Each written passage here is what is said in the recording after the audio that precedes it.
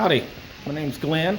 I'm from Tomball, Texas, and I'm building an N-scale railroad, and I call it the Always and Forever Railroad. I'm building it with my beautiful wife Brenda, and we're modeling the KCS and the Burlington Northern Santa Fe.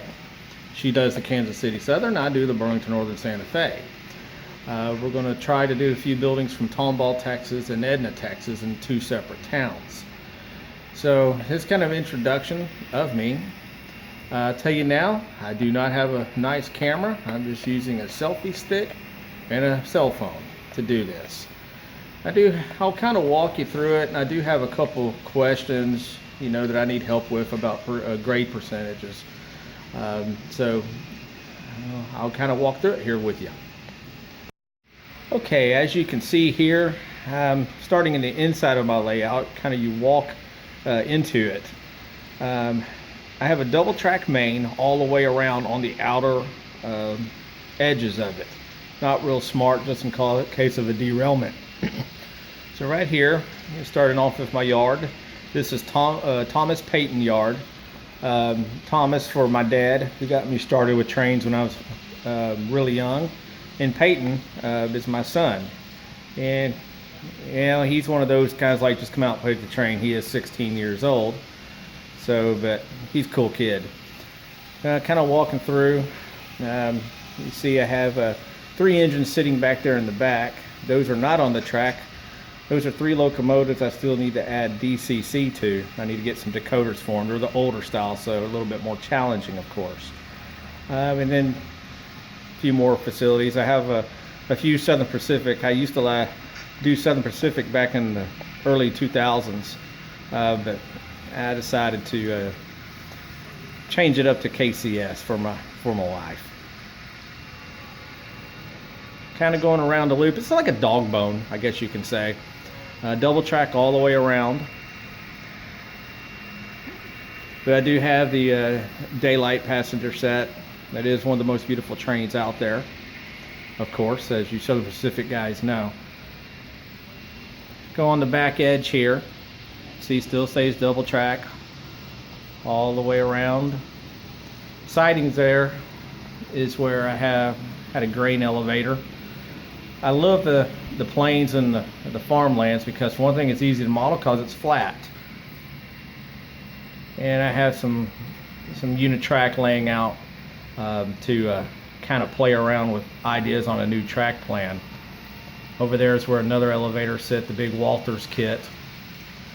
And still sees that's double track.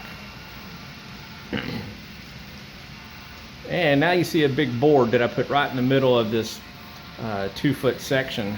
It's 2 foot wide from here to the outer edge. Put the board up because I want to make 2 different scenes, so you're not looking across the whole scene. So the board's sitting 13 inches in the middle to divide it up. And on this side, you can see it still see double track with the siding.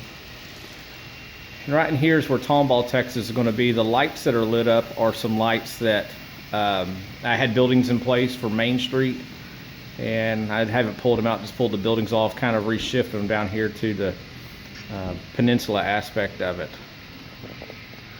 Still going around the track here. Sorry for going so fast. See, still saying double track. Now right in here is where I start my dilemma. This is where I'm going to put my new elevator scene here. Of course, these buildings right in here will be coming out as well. But where this tape measure is where I need to start my grade. The track will come off right here at this turnout and come up to here. And we'll bring this track in closer to the backdrop. But I've got 5 foot to get up to a height up in this area here. And right down the middle of this will be another skyboard dividing it. On the right side of where that train's coming through is where Edna, Texas is going to be. But my question is in that 5 foot, what grade percentage should I use? And the easiest route to do it. I've been looking at the Woodland Scenics subterranean system, but to get you know, pretty high up, you've got to have 16 foot. Well, I've only got 5. Guys, if this doesn't work, just tell me and I'll try to figure something else out. But in this section here is where I'm going to put, you know, some mountains and you know, a river and some bridges, because Brenda knows Don Bozeman from when she was younger, and I've always loved his railroad, and we went to see it about a year ago, and she fell in love with his terrain of mountains. So that's my ultimate goal. Guys, I know this ain't the greatest video, probably something you didn't want to watch, but I could really use your help on some advice on you know, how to get my grade up. You know, I'm figuring I only need about 2-3 inches height. So please respond back. I'd appreciate it.